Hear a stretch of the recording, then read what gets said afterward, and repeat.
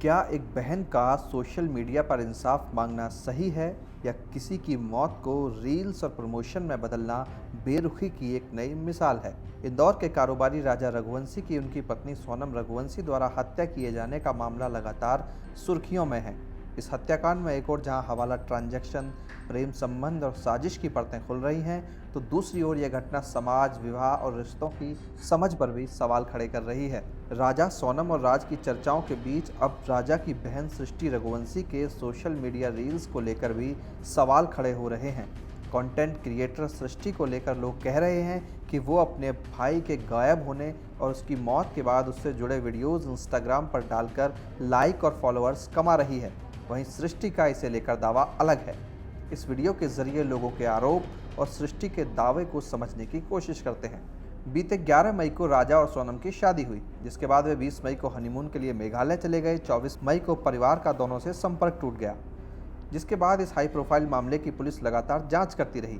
सृष्टि ने भाई और भाभी के गुमशुदा होने के करीब 5 दिन बाद उनके लापता होने को लेकर 28 मई को इंस्टाग्राम पर इससे जुड़ी पहली रील डाली। सृष्टि ने इसमें लिखा, मेरे भैया और भाभी को बचा लो। सृष्टि ने इसमें दोनों से जुड़े डिटेल्स भी दिए। 29 मई को सृष्टि ने इंस्टाग्राम पर एक और रील डाली और इसमें लिखा, मेरे भाई को ढूंढ दीजिए, ढूंढने वाले को 5 लाख रुपए का इनाम दिया जाएगा। साथ ही इस वीडियो में सृष्टि ने दावा किया कि पुलिस उनकी मदद नहीं कर रही है। और पुलिस में कंप्लेंट कराई है हमने, इंदौर में भी, शिलोंग में भी, लेकिन वहाँ की पुलिस सहायता तो कर रही है, लेकिन जिस तरह करनी चाहिए 7 दिन के हिसाब से वैसी सहायता बिल्कुल भी नहीं हो पा रही है। भाई की गुमशुदगी से जुड़े 2 पोस्ट करने के बाद सृष्टि ने 29 और 30 मई को 2 प्रमोशनल वीडियोस डाले, जिनमें एक वेब्रिज सोडा मशीन से जुड़ा था और एक कार रेंटल से जुड़ा था। इन दोनों वीडियोस पर सृष्टि ने कमेंट्स को हटा दिया है। इन पोस्ट को लेकर भी सृष्टि पर लगातार सवाल खड़े किए जा रहे हैं। 31 मई को फिर सृष्टि ने पूरे परिवार के साथ अपने भाई भाभी के गायब होने को लेकर पोस्ट किया और इसमें उन्होंने मध्य प्रदेश के मुख्यमंत्री मोहन यादव से इसे लेकर कार्रवाई करने की मांग की। और इसी दिन सृष्टि ने फिर मोबाइल और अन्य सामान की सेल से जुड़ा एक और वीडियो पोस्ट किया। इसके कुछ ही घंटों बाद उनके अकाउंट से एक और प्रमोशनल वीडियो पोस्ट किया गया। 2 जून को राजा का शव एक गहरी खाई में पड़ा मिला और 4 जून को राजा रघुवंशी का शव इंदौर लाया गया। 5 जून को सृष्टि ने इस मामले की सीबीआई जांच की मांग करते हुए एक रील पोस्ट की, जिस पर लिखा था, भाई किसने तेरे साथ ऐसा किया, एक बार बता दे, हम छोड़ेंगे नहीं। 7 जून को सृष्टि ने होटल की सीसीटीवी फुटेज की रील पोस्ट करते हुए लिखा, मेघालय पुलिस क्या छिपा रही है, अभी तक सीसीटीवी फुटेज कहाँ थी। इसके अगले 2 दिन तक सृष्टि ने कुछ और रील पोस्ट किए और 9 जून को सोनम के यूपी में मिलने के बाद सृष्टि ने एक रील पोस्ट करते हुए लिखा, सोनम ने ही मारा है। सृष्टि ने कुछ समय बाद एक और रील पोस्ट किया, जिसमें लिखा था, सोनम को मारो, किसी के बच्चे के साथ कोई ऐसा कैसे कर सकता है। इसके बाद भी सोनम की इंस्टाग्राम आईडी पर लगातार रील्स डाली गई, जिनमें कुछ सोनम ने डाली और कुछ अन्य क्रिएटर्स के साथ कोलैबोरेशन में उनकी आईडी पर डाली गई हैं। सोनम की रील्स को लेकर ही सोशल मीडिया पर लगातार सवाल उठ रहे हैं। सृष्टि के वीडियोस पर लोगों ने हजारों कमेंट किए और रील्स बनाने को लेकर सृष्टि पर सवाल उठाए।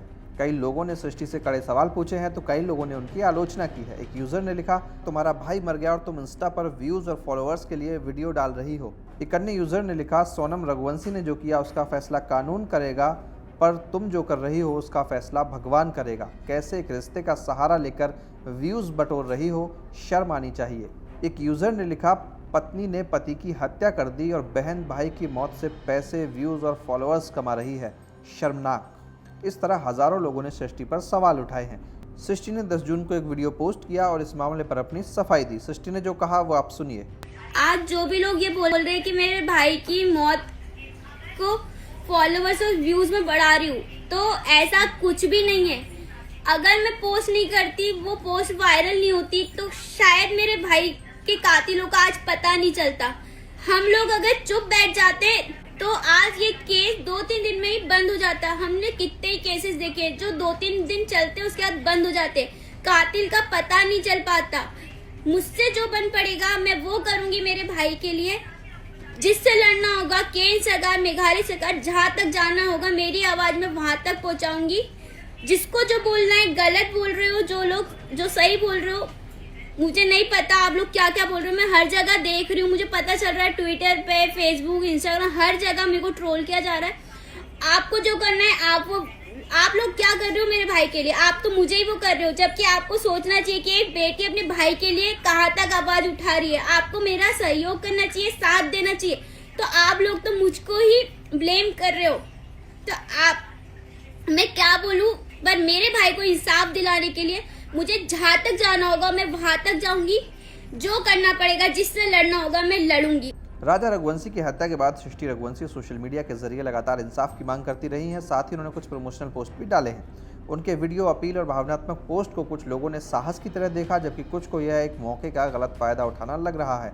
इस मामले के बाद अब सोशल मीडिया की भूमिका, व्यक्तिगत शोक की अभिव्यक्ति और डिजिटल युग में इंसाफ की मांग जैसे विषयों को लेकर नई बहस छेड़ दी है।